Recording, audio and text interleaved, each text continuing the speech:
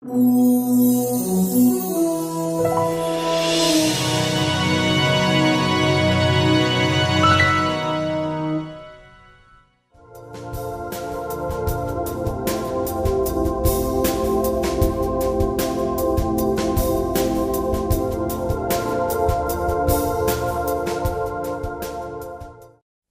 so good evening, everybody.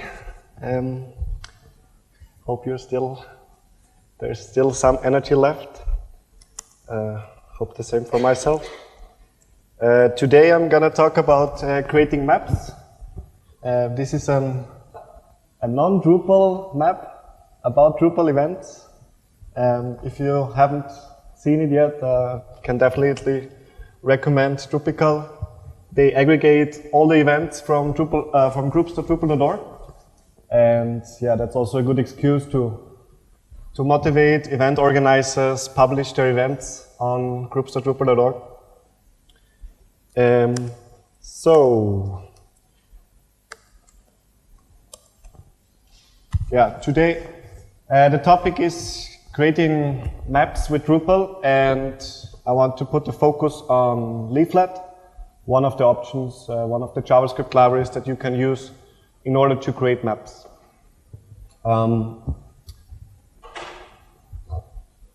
I'm Josef Dabernig. My Twitter and my nickname, almost everything, everywhere is Dasio.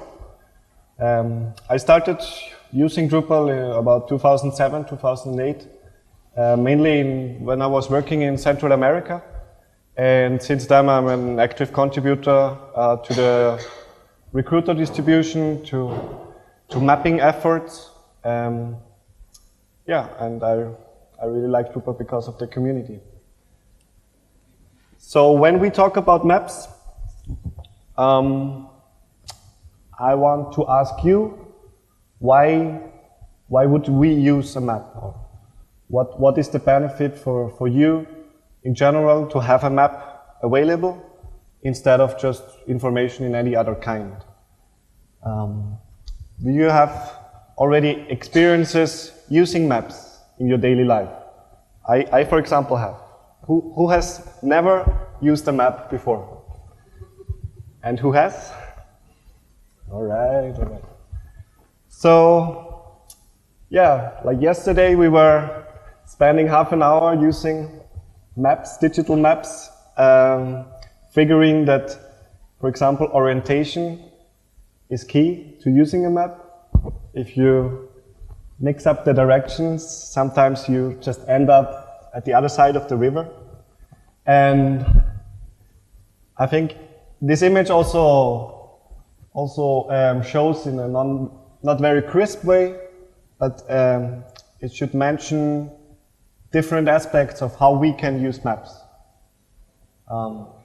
Usually, maps are used to visualize spatial phenomena, spatial information, and this helps us understand data or information, and also orientate ourselves in many ways.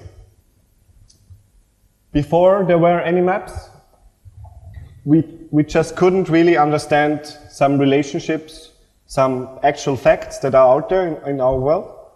And by maps we can really abstract and have another view on information that's existent, and we are able to communicate and understand spatial relationships in a better way.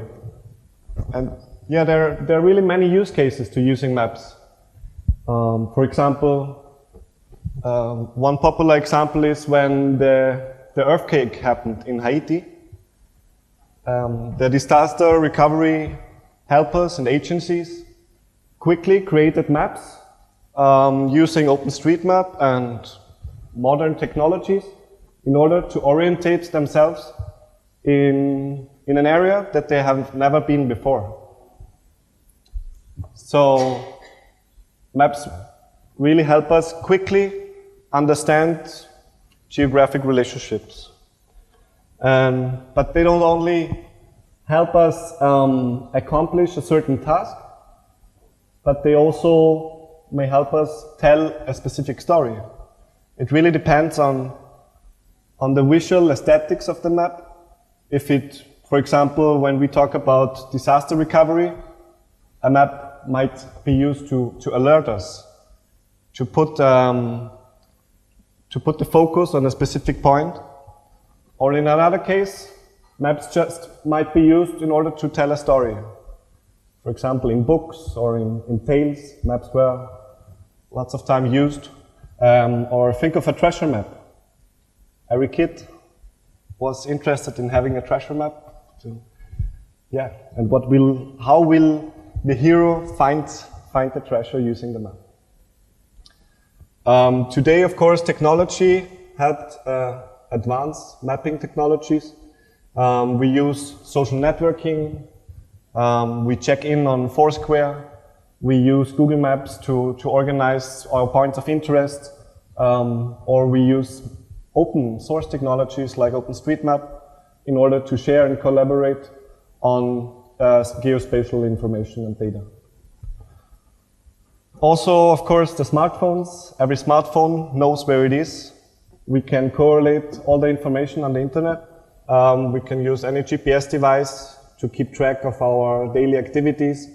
And that really changed how we work with such maps. I find it interesting because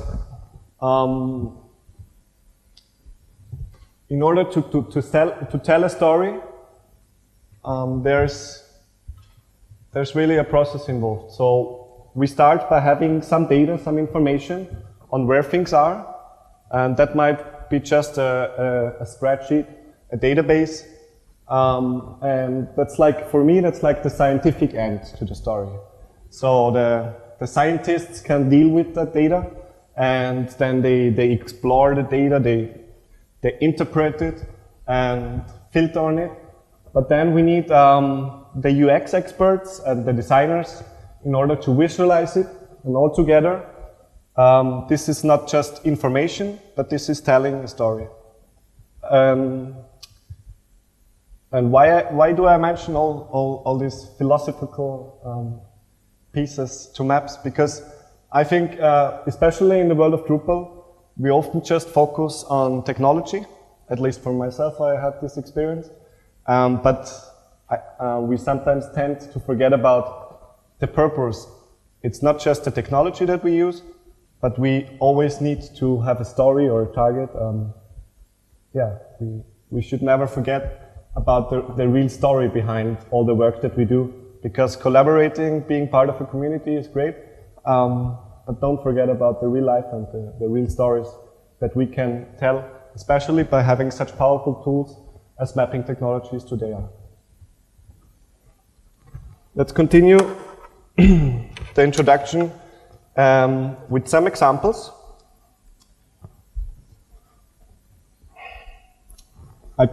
I just picked a number of exemplary maps. The first three examples are maps about wind. And yeah, I mean, maps can be used in a very creative way. They don't just have to be saying just the normal Google map and the blue marker, but you also can use different base layers and use different means of visualizing whatever information you have and whatever visual representation is appropriate to representing that kind of information. In this case, we can see all over the USA the different directions and strengths of wind over the months, and we can also look at this data animated.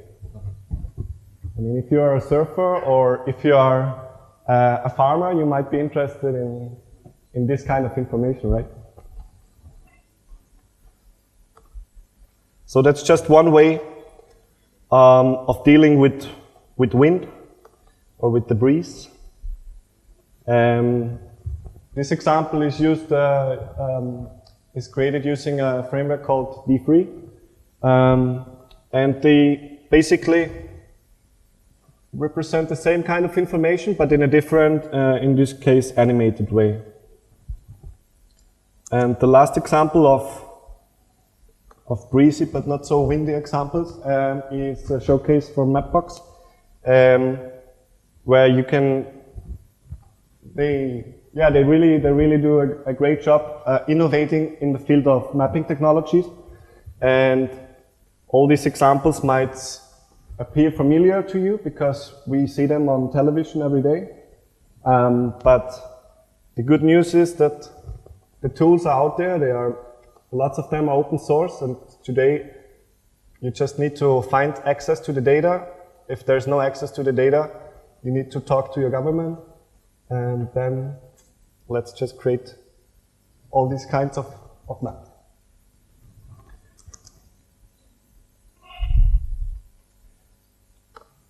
Maps. I also like this example. It's visualizing the elections results of the president elections, and it also shows that it's not only just the geospatial data, but it's also just any data, and then you can combine it together, drill down on the information, make it understandable, so experts, but also the public can use these tools in order to explore a potentially very large data set, but in a visual, easy to understand way.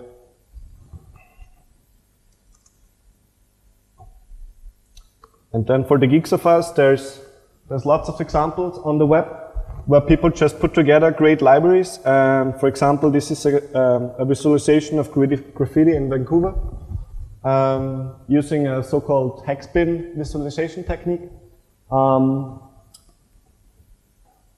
That clusters together the results or the data sets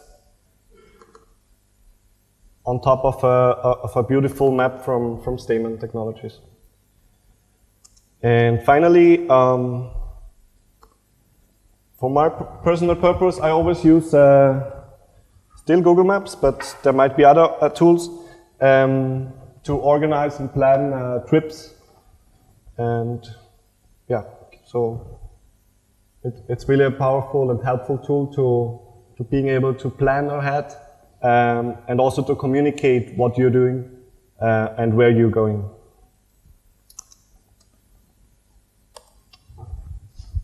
Okay, so that was maps. See? It works, yeah. In order to create maps, we usually rely on spatial data. We could also think about maps unrelated to spatial data, like, for example, a mind map. It's just a visual alignment of ideas where the data itself is not spatially marked itself.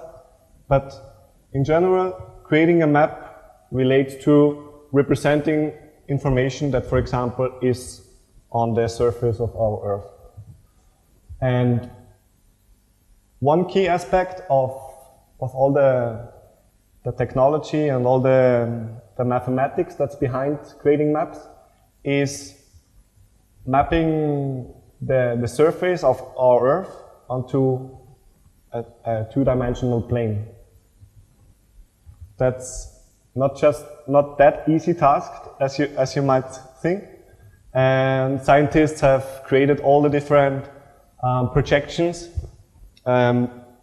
which basically mean using, for example, the right-hand one is the cylindrical projection that uses a cylinder in order to transfer,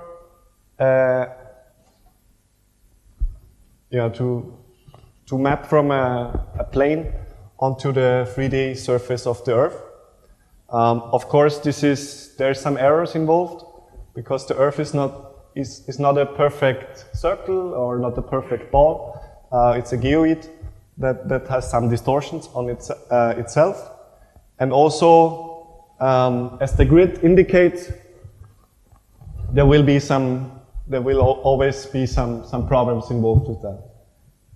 Think about, for example, the planar projection in order to create a map of the North or South Pole, but it won't be very applicable, won't be very reasonable to represent, for example, areas around the equator. Today, we are mainly used to the Mercator projection, which is great because it looks nice. But these circles indicate that the Mercator projection that Google Maps mainly established has some general flaws, because any area towards the poles will be represented very much larger than the areas around the equator. So, yeah, I mean, it's interesting. This projection is nowadays used almost everywhere, and we think this is the Earth, but it's kind of problematic, because the countries near to the equator are represented much smaller than the countries to the north or to the south. Just keep that in mind when creating maps, for example, in the northern or very southern hemisphere. It might be better to use a different projection than the Mercator one. But of course, as always, we accept some deficiencies in technology if it solves the 80% use case.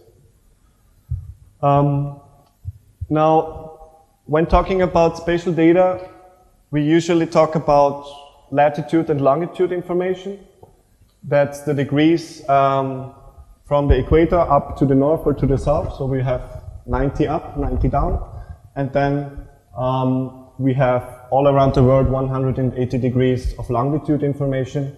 And this is the way that you address, for example, a point on Google Maps using the longitude and latitude values.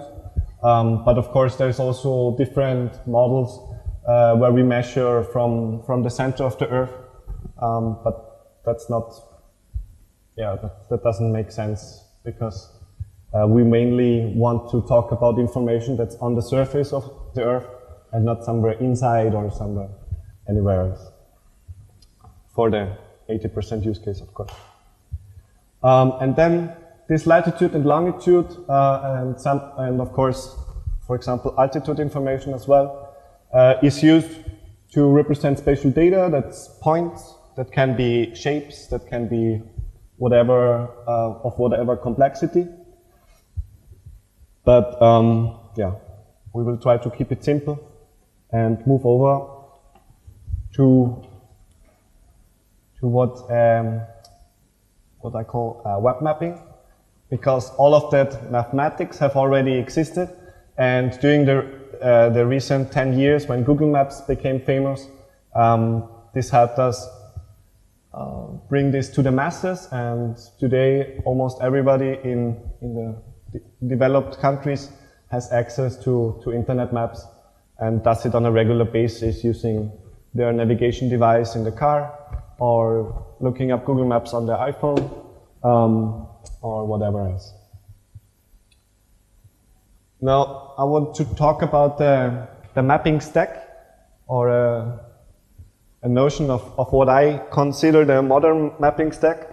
There have been GIS systems, geographical information systems, already in the 90s on computers, but Google really pushed forward this notion of creating slippy maps, where you have a set of base tiles from the left.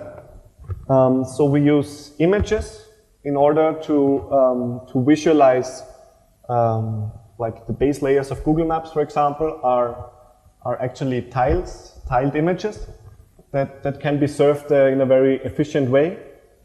And then on the other hand, we have a feature server or any other kind of device that adds feature data, like for example vector data, points, the actual information on top of it, and for example queries it from a spatial database.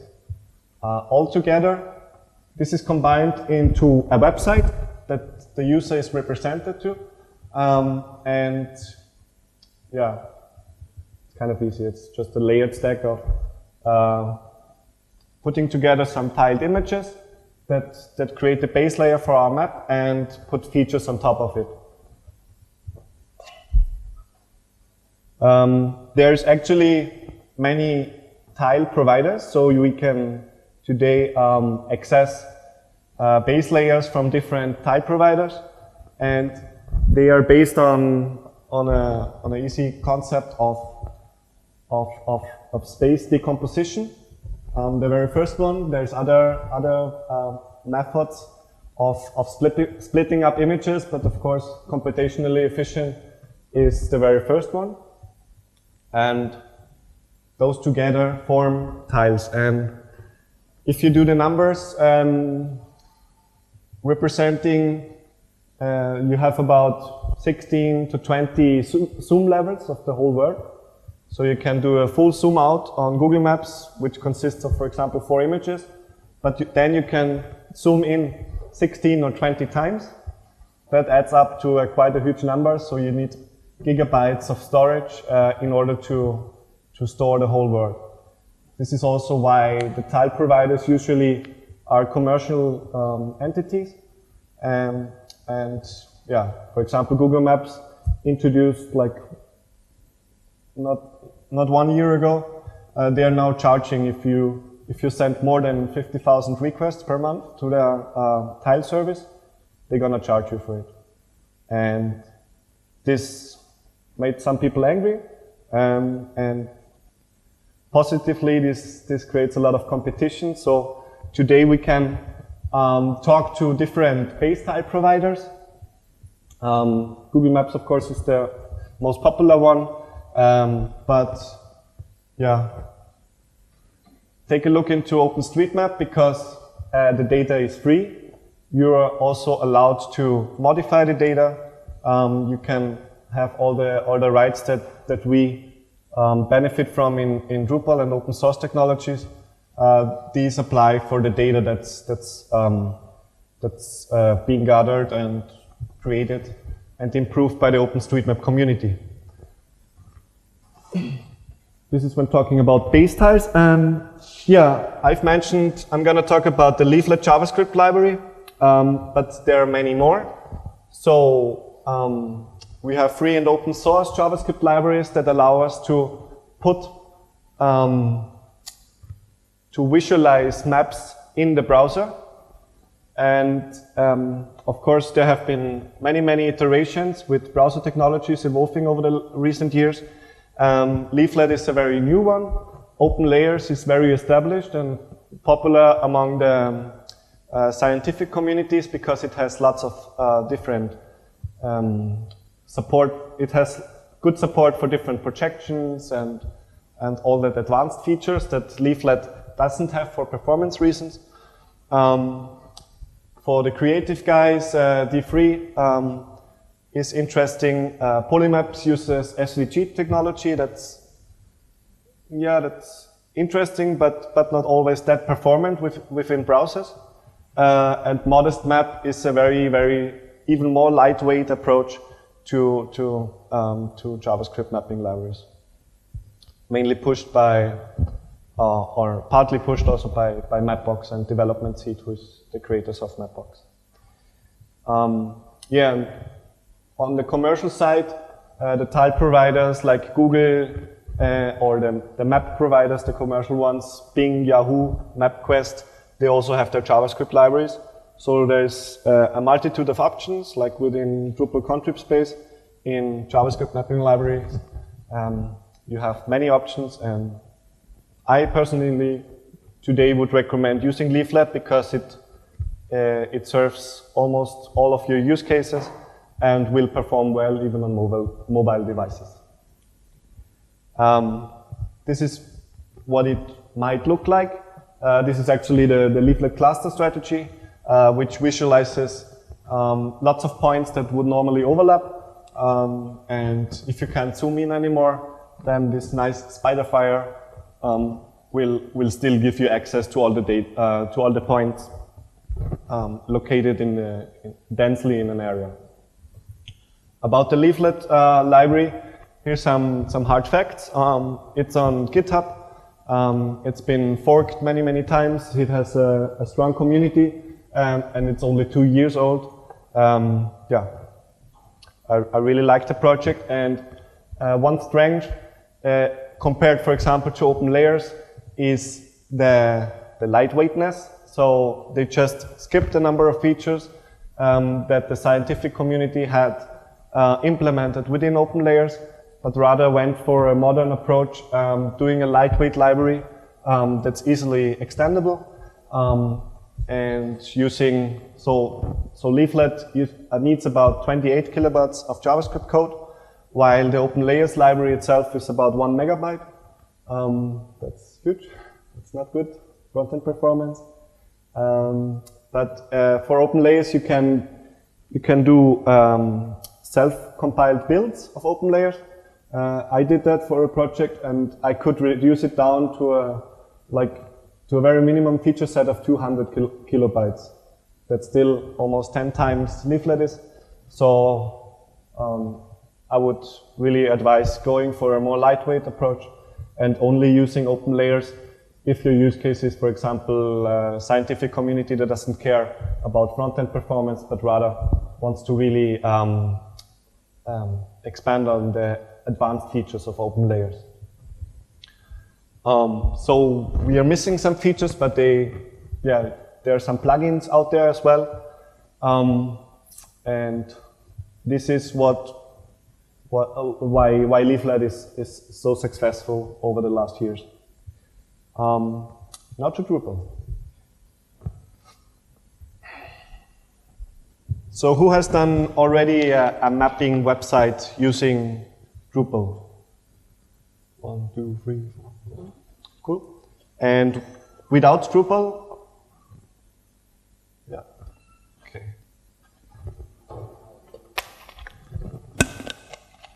So, yeah, surprise, Drupal is a content management system and framework, and it allows us to store content, of course. So the main use case I see is not creating the best and over-engineered mapping application, but rather adding geospatial mapping features to your Drupal website.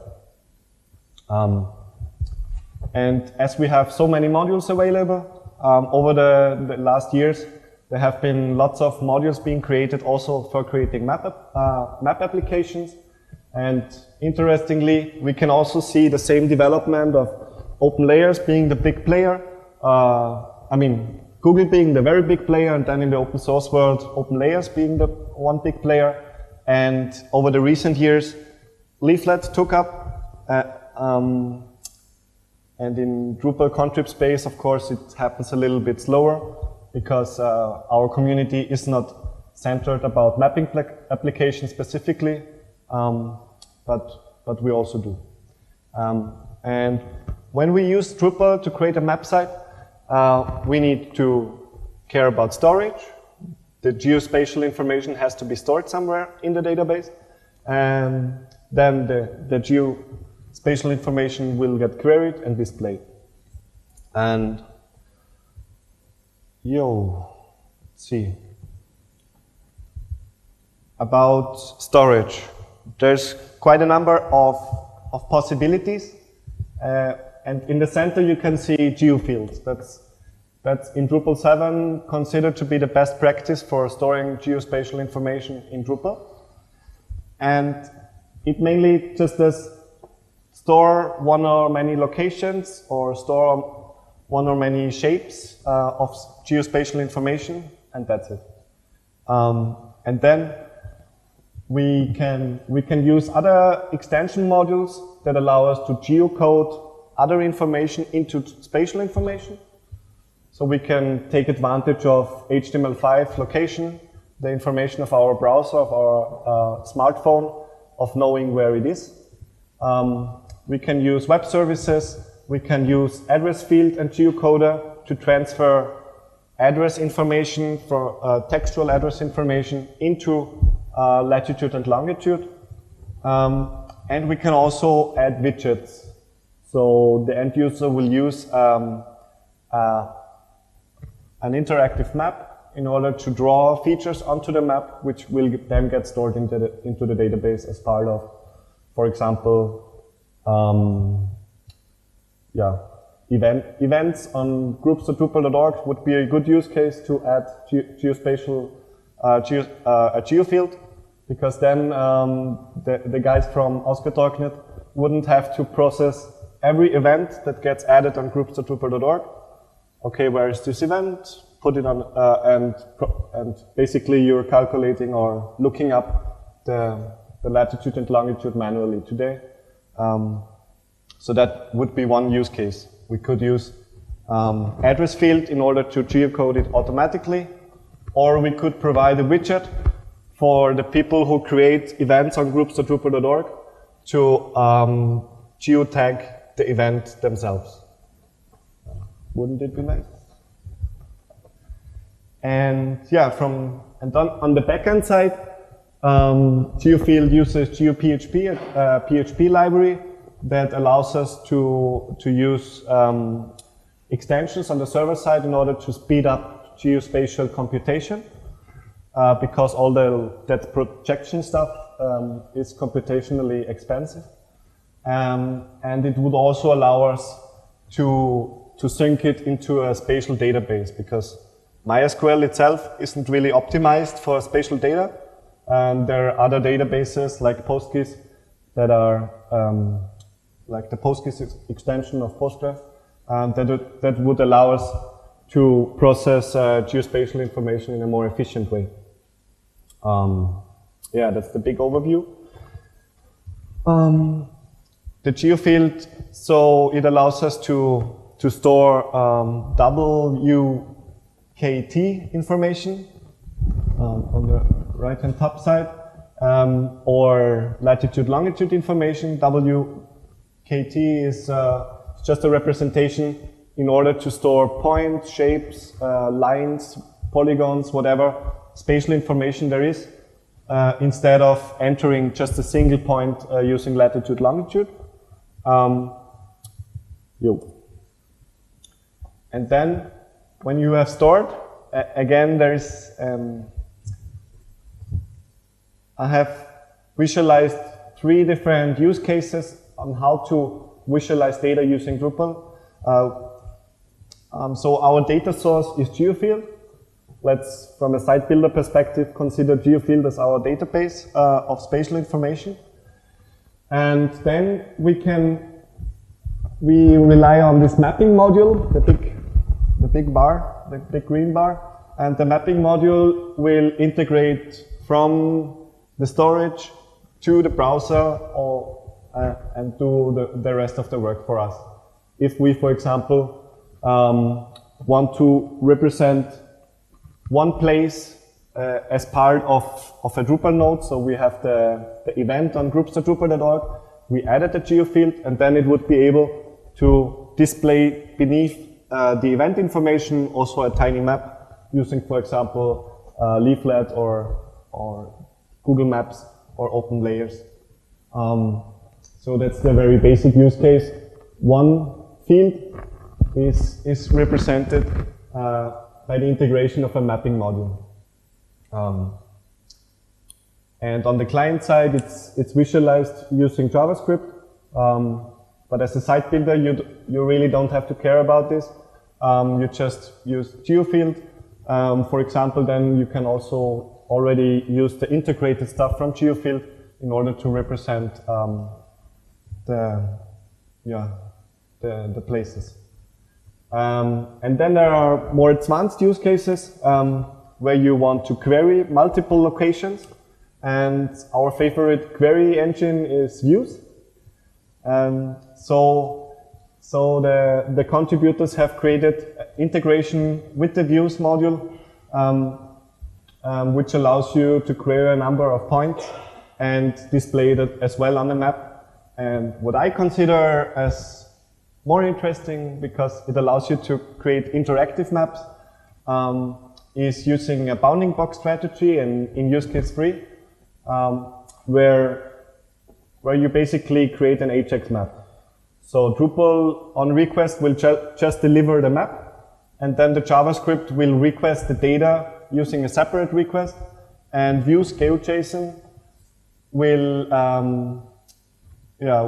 do the query, get all the places, and report them back using a GeoJSON feed.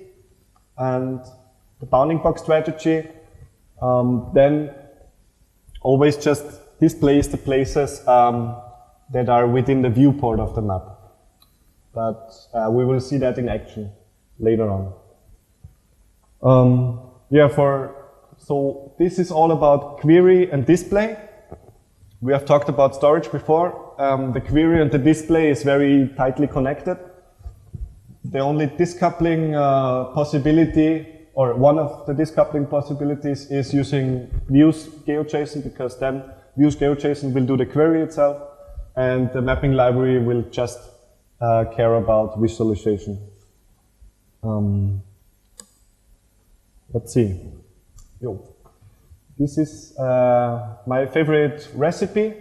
There are so many ways of doing things, and this is, I think, what I'm observing in the issue queues and on groups.drupal.org. It's lots of people ask, what is the right way to do maps with Drupal? Like, okay, this is like, what is the right way to do a Drupal website? There's always so many possibilities, and it's really hard to say without knowing the exact use case of that person. But I have the feeling that this recipe can serve a number of use cases, and we're gonna also see a little bit of demo today on how this works. So we are, for the storage, we're using plain geofield. There are of course ways to optimize it, but then you also have to ask yourself, is your use case really dependent on just using Drupal, or will it make sense if your data is very complex? Wouldn't it make sense to use external tools, to use a different spatial database, and just have the Drupal data being synced into the spatial database? But for the 90% use case, geofield will be your data storage option. Then we use the Leaflet module with the Leaflet JavaScript library. We use GeoJSON in order to asynchronously, yeah, you know what I mean? Query the data on demand, and the Leaflet GeoJSON module provides a little bit of integration. And then when you have lots of points, you can do client-side clustering, which of course will depend if your server is very slow because of having 20,000 of items being processed by Drupal and views. That's not the solution, and this is why I spent the recent months working on a server-side clustering solution, but that's highly experimental at the moment.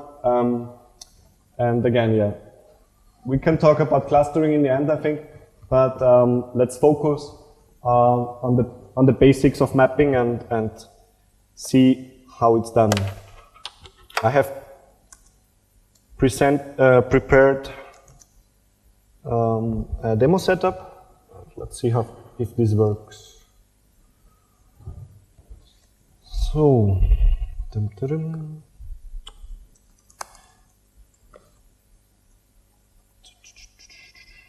yeah, I will just set up or import this starter database dump.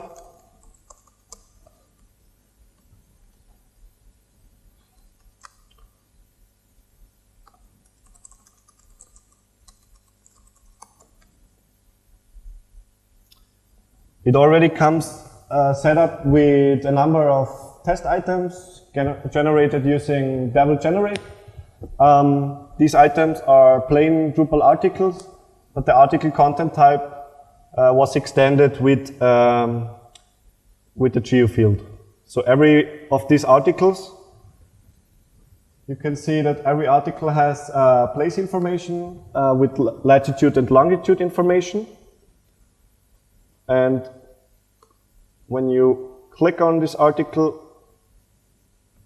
it will show a map of that particular location.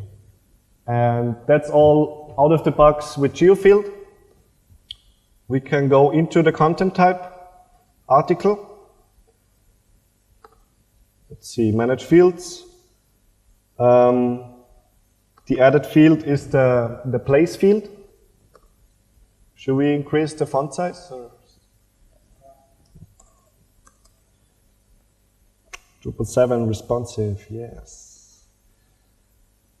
Okay, so we use the GeoField, and GeoField offers, let's see, what does it offer?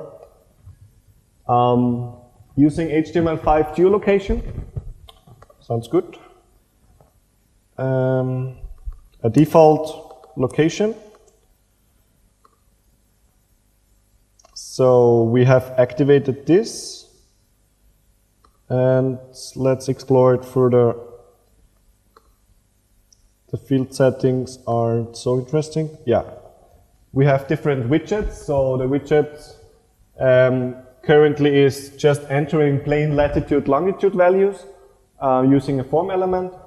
And GeoField out of the box doesn't offer anything fancy, but just fields where you can type in any mathematical representation of the spatial information, but it doesn't offer fancy widgets. For this, you would have to add different modules.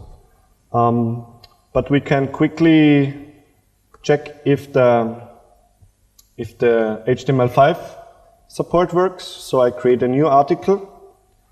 I see that there's this location. Sign on. Let's clear that. So I'm creating a new article, and the browser asks me, hey, this site wants to know about your location. So, okay. And yeah. And we see that the latitude, longitude information has been automatically pre-populated. Not so bad for a first try. What do you get when you click Find My Location? Yeah, it was just reissue the query, yeah, the lookup. So if, for example, I'm going to edit this node at another place, I can update the place information. Save it. And ta-da! We have created a node at the particular place that we are. Nice, right? Wow. I think we're finished. Yeah, but I don't like Google Maps. That's bad, because I'm going to have so many visitors after Drupal Camp Slovenia. That will be good content, big traffic. So I think we need more modules, because this is what site builders do, right? Install another module and add more, add more.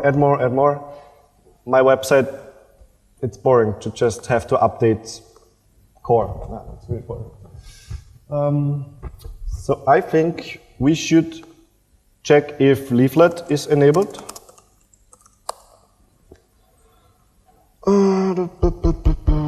Yeah, and we can also add Leaflet more maps, because Leaflet is very lightweight. Also, the module is very lightweight, and there is another module that adds a number of map presets.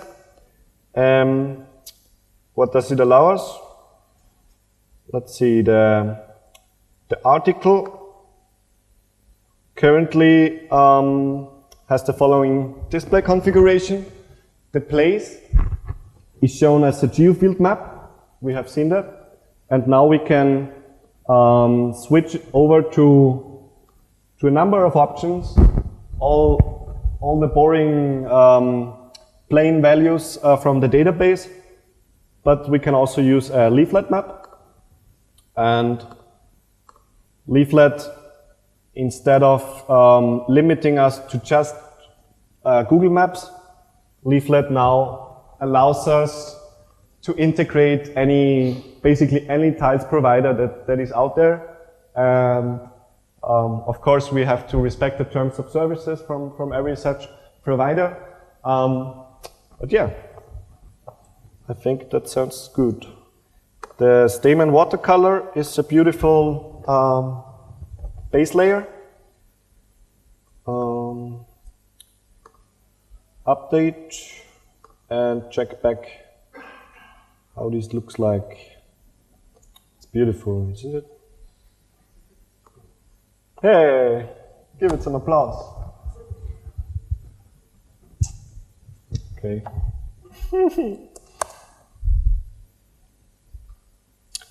It's waiting for, okay. Unfortunately, yes, I just figured. It's pretty slow.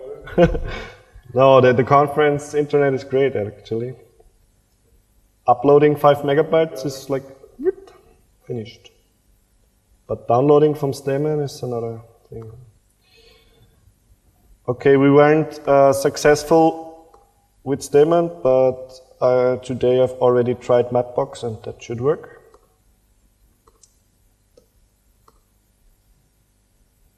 Yep, it does. Oops. So that's a totally different experience. Imagine our website having a non-Bartik theme with darkish background and, for example, mapping the story of Graf Dracula. And yeah, why not? We just need stories to tell because we have the technology and we need the cool business to decide which stories we developers can develop for them. Yeah, so we know that we can use the Leaflet mapping library to serve the first use case, which was directly visualizing a geofield. Now the next step is, because within our database, we already have so many articles, and as a site builder, we are used to the views module. We think that using views, there must be some possibility to put all these places onto a map. And I'm gonna try this. Just going ahead, adding a new view. And looking for, let's see, which options do we have?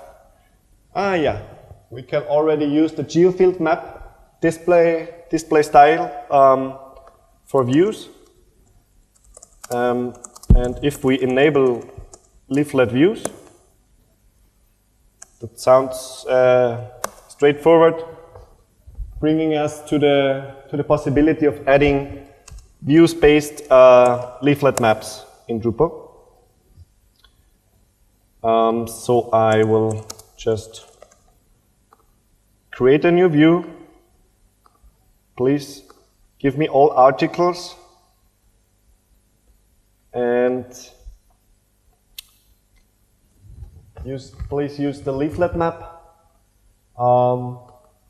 and don't limit the number of items. We can have a menu link.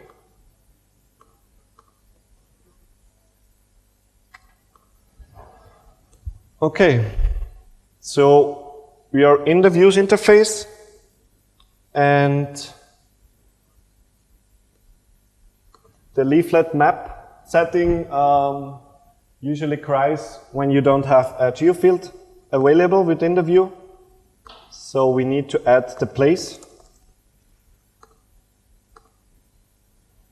I'm not seeing anything here.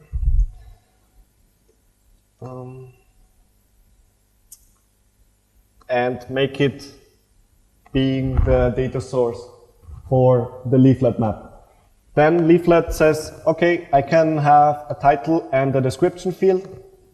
description is always nice to have, for example, for pop-ups, for pop-up information when clicking on the map. We can have the teaser being represented as a bubble when clicking on the map. And again, we can select from a number of non-stem and base layers. Except, I think that's all we need. And this will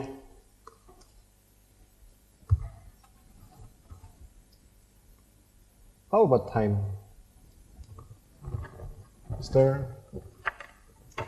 When does the session end? In 5 minutes, right? 5 minutes, okay. Okay. I was thinking that the session will take about 20 minutes. So, I miscalculated a bit. Yeah. But, okay, we can create leaflet views, maps, showing all the information.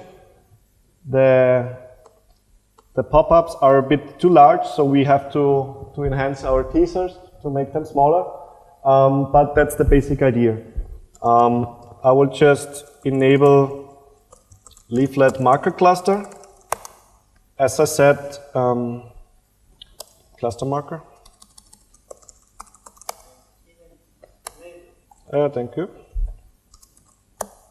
And it's marker cluster, right?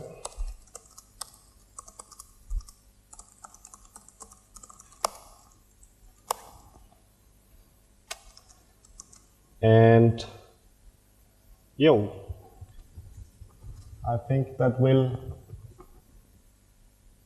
maybe not be our desired experience, but at least we don't have any overlapping points. But beautifully animated bubbles that even indicate the data set that lies behind the bubble. And when clicking on it, expand the information. I think that's quite a nice way of creating an overview map of, for example, all the locations. Please. Yes, that's client side. Yeah. I think I will have to skip a bit of the presentation because we are almost over time. But as we ended up realizing the client-side clustering, that was like the last point.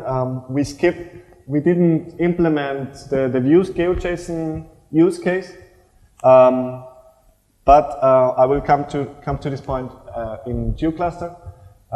So the leaflet marker cluster library works client-side, and client-side means that all the data has to go from Drupal to the client and will then be clustered. And imagine having tens or 50, 100,000 points. You have a number of bottlenecks. You have MySQL database, you have Drupal doing very large number of hooks and whatever things around nodes. And then you have the bandwidth. So client-side clustering is possible. It's a little bit limited. And one good way, instead of server-side clustering, is, for example, just querying the database manually, because views does a node load on every item, and that's awfully slow. For example, there's a sandbox module called OpenLayers Quick Query, and there has also recently been a blog post about doing quick queries in Leaflet. So if you query the database directly, create, for example, your JSON feed manually, then it will be, of course, the fastest possible option. And if you even do that on top of a spatial database, then even 50,000 items might work well. If you want to work with more items and have a more integrated approach, then you could check out my GeoCluster module. I would be very pleased to get feedback on it. It implements server-side clustering, and it has been tested against up to 1 million items, and it comes with a number of implementations. There is a PHP clustering, like I just wanted to try clustering with Drupal in PHP, and that scales up to 1,000 items. Wow. The more serious approach is using MySQL clustering, which scales up to 100,000 items below. So 100,000 items are about 600 milliseconds. That's almost okay. And then the Apache Solr integration does the server-side clustering within or in combination with Apache Solr. And still for 1 million items, I could benchmark below 300 milliseconds, which is quite nice. I have this demonstration website on Pantheon. It's the dev sites of Pantheon are not so fast, but yeah, it works if it responds. And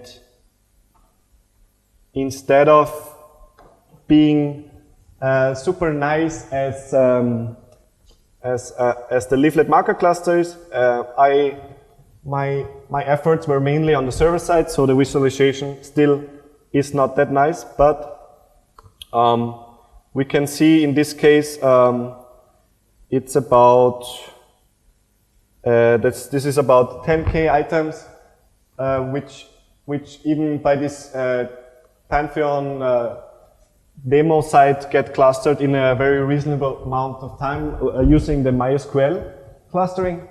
And if when using Solr, that works within the same performance for at least 1 million items. So yeah, that was. There's some more links. I've already uploaded the slides on the session site, and my last advice is in this blog post by Young Han from Development Seed. Just hack your maps, do whatever you want, innovate, and I'm happy to receive your questions. Thank you.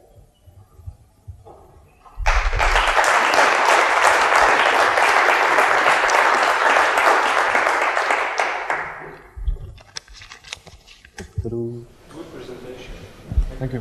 One more question. Did you play with caching, like when you're querying MySQL databases to improve performances? Mm-hmm. Is it already included, or? Not really. So caching, for example, before MySQL, there's the server request, and my approach was to not have a static data set, but to have dynamic filters. So all this idea with server-side clustering was to enhance or around Recruiter, and there we use Search API and facets. So we have a very dynamic data set that will be clustered on the fly. There's also other options where you can pre-compute clusters, which are perfectly valid if you can guarantee that your data set is more or less static. And you can even use TileMill in order to generate the base tiles to put the data into the images, basically. And if I'm not really a tech expert about MySQL clustering, but so I have not looked into the topic of MySQL caching. No, not really. But I would be happy to discuss on this. Yeah. Whenever you insert a node, for instance, you cached a few clusters, and whenever you added anything, you just refresh the cache and you insert all the stuff from the cache. So you cache the queries for all the clusters. That was the idea. Okay. Yeah. Any further questions? Cool. So is the next presenter ready? Thank you. Bye.